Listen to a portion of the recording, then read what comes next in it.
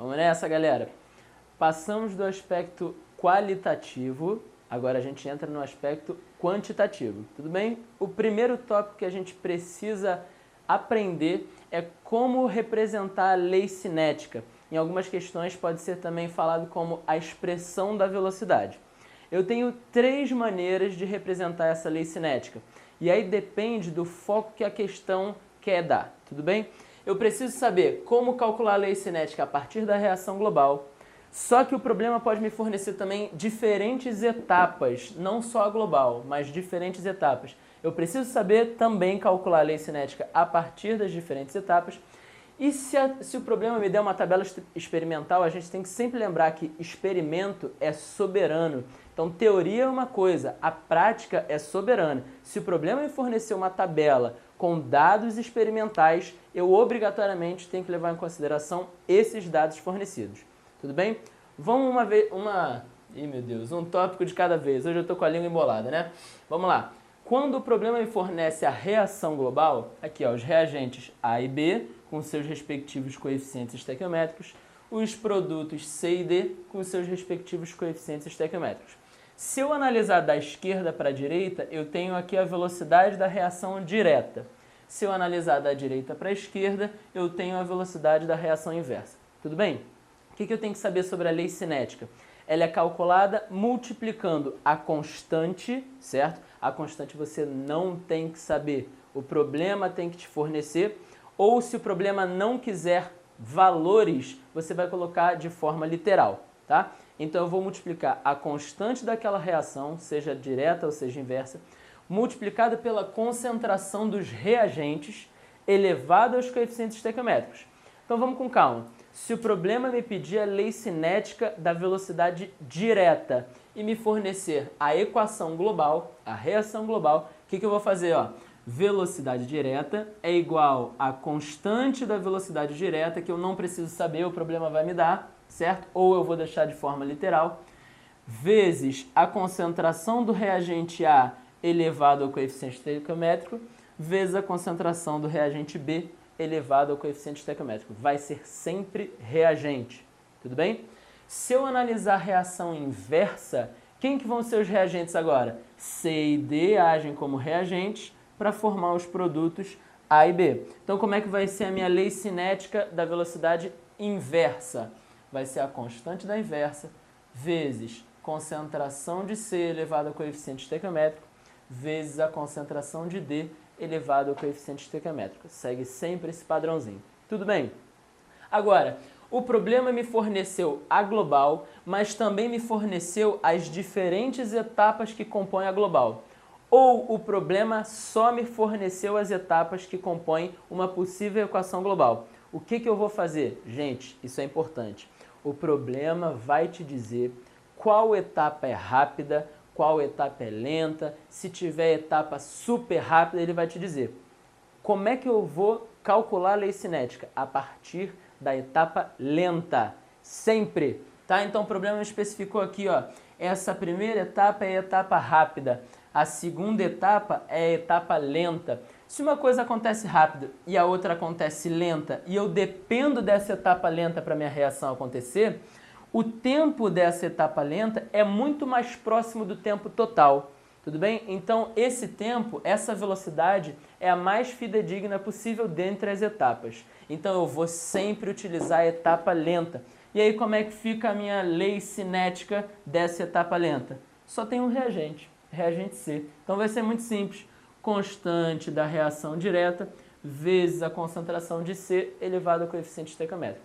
Difícil? Não, é só lembrar que eu tenho que me basear na etapa lenta. Foi? Beleza. Agora, apareceu uma tabela. Gente, tabela é soberana. Ele me deu a tabela e a global. Ai, mas que vontade de fazer pela global. Esquece, não quero global. Eu quero a análise da tabela. Se eu fosse pela global, seria a constante da direta vezes a concentração de NO elevado a 1 vezes a concentração de O2 elevado a meio. Isso se ele só me fornecesse a global. Mas eu não quero isso porque ele me deu a tabela. Agora que é o ponto alto, é o ponto difícil, é o ponto que você tem que ter mais atenção. Como é que eu vou analisar essa tabela? O que eu quero? identificar qual é a influência de cada um dos reagentes na velocidade final da reação. Tudo bem? Então eu preciso, primeiro, saber que eu tenho dois reagentes. Os dois podem ou não influenciar na velocidade. Se eu quero analisar cada um desses reagentes, eu tenho que buscar dois momentos, certo? Onde um dos reagentes tem a sua concentração mantida e o outro reagente sofra variação de concentração. Por quê? Se um cara está fixo e o outro cara está variando, eu garanto que qualquer alteração na velocidade veio da variação daquele único reagente, certo? Então vamos dar uma olhada, ó.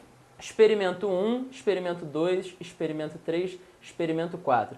Cada um com determinadas concentrações, determinadas temperaturas, me forneceram determinadas velocidades de reação. O que eu vou procurar? Eu quero analisar qual é a influência do oxigênio na minha velocidade. Então eu vou procurar dois experimentos onde a concentração de NO seja constante, tá vendo? 0,02, 0,02, e a concentração de O2 varie. Então, de 0,01 pode vir, por exemplo, para 0,04. Eu poderia escolher o quarto experimento também? Não poderia pelo seguinte, aqui eu tenho uma outra vertente, eu tenho a vertente temperatura, que também influencia na velocidade da reação. Lembra lá no início, no vídeo anterior? Certo? A velocidade também é afetada pela temperatura. Então eu preciso que todos os outros fatores estejam constantes e só a concentração do oxigênio mude. Então eu só posso escolher entre esses três experimentos que estão na mesma temperatura. Tá? Então eu vou optar aqui, ó, pelo experimento 1 e pelo experimento 3. Concentração de NO está constante. O que aconteceu com a concentração de O2? A concentração de O2 foi multiplicada por 4. Ou seja, ó, olha o macete, dobrou ao quadrado. Como é que é isso? Dobrar ao quadrado. Multiplicar por 4 é a mesma coisa que multiplicar por 2 ao quadrado. Tá? Vamos ver o que aconteceu com a velocidade nesse intervalo. Ó. A velocidade foi de 1 para 4. A velocidade também quadruplicou, também foi multiplicada por 4. O que a gente está vendo? Que a concentração de O2 foi multiplicada por 4 e a velocidade também foi multiplicada por 4 e todo o resto se manteve constante. Qual é a conclusão que a gente tira disso? Se a concentração de O2 variou e a velocidade variou na mesma proporção, certo? Os dois foram multiplicados por 4. Quando a variação é na mesma proporção, isso indica um expoente igual a 1. Ok? Então, ó, na minha lei cinética, o oxigênio vai assumir um expoente 1. Por quê? A variação dele seguiu a mesma proporção da variação da velocidade. Vamos ver um pouquinho diferente agora em relação a NO. Eu quero definir a variação de NO e todos os outros mantidos. Então eu posso escolher o quê? Vamos lá, do experimento 1 para o experimento 2 eu posso escolher? Não posso ou posso? Até eu me confundi aqui, ó. O2 está com a mesma concentração, beleza, eu quero isso. Temperatura está igual também, eu quero isso. O2 está variando, velocidade está variando, então é isso que eu quero analisar a influência do NO e da velocidade, certo? Todo mundo está igual, NO dobrou e a velocidade quadruplicou. Então o NO dobrou e a velocidade, ó, dobrou ao quadrado. Lembra por que eu falei dobrou ao quadrado? Isso vai me indicar um expoente de NO na lei cinética igual a 2. Quando a concentração de NO dobra e a velocidade dobra ao quadrado, quadruplica, isso me gerou um expoente igual a 2. Tá? Então essa vai ser a nossa lei cinética. Agora, imagina, se a minha concentração de NO dobra e a minha velocidade não se altera, isso indica para mim um expoente de NO igual a 0. Tudo bem? Porque qualquer variação elevado a 0 dá 1. Então é a mesma coisa que multiplicar a velocidade por 1. Ou seja, não vai ter alteração da velocidade. Tá? Então o que eu preciso saber? Variou uma concentração, a velocidade variou na mesma proporção, isso me gera um expoente 1. Variou a minha concentração, foi multiplicada por 2, a minha velocidade quadruplicou, dobrou ao quadrado, isso me gera um expoente 2. Variou a concentração, a velocidade não mudou, isso me gerou um expoente 0. Foi? A partir da tabela eu consigo chegar à lei cinética. Agora, como é que eu posso aqui identificar a temperatura nesse caso? Agora eu quero todo mundo constante e só a temperatura variando. Para quê? Para aplicar aquela lei de Van 't Hoff. Eu não sei se vocês lembram, mas eu falei lá no vídeo anterior, lei de... Olha que nome esquisito. Van 't Hoff. Dá para ver aí ou saiu do vídeo? Dá para ver? Beleza. Lei de Van 't Hoff. Lembra o que era isso? A cada aumento de 10 graus Celsius, a minha velocidade dobra. Então vamos lá. Eu quero todo mundo fixo e só a temperatura variando. O que eu posso escolher aqui? Vamos lá. Eu posso escolher daqui para cá, que a concentração de NO está fixa. Eu quero olhar essa concentração que também está fixa. A minha velocidade vai variar e a temperatura vai variar. Beleza, é isso que eu preciso. Concentrações iguais, temperatura variando. O que aconteceu com a minha velocidade? Foi multiplicada por 4. Se foi multiplicada por 4, quantos aumentos de 10 graus Celsius eu tive? 2 aumentos. No primeiro aumento, eu dobro a minha velocidade. No segundo aumento, eu dobro de novo a minha velocidade. Então, se foi multiplicada por 4, significa que foi multiplicada por 2 duas vezes. Por isso, a minha temperatura passou de 400 graus Celsius para 420 graus Celsius. Tudo bem? Um último ponto importante. Às vezes o problema pergunta qual é a ordem da reação. A ordem da reação...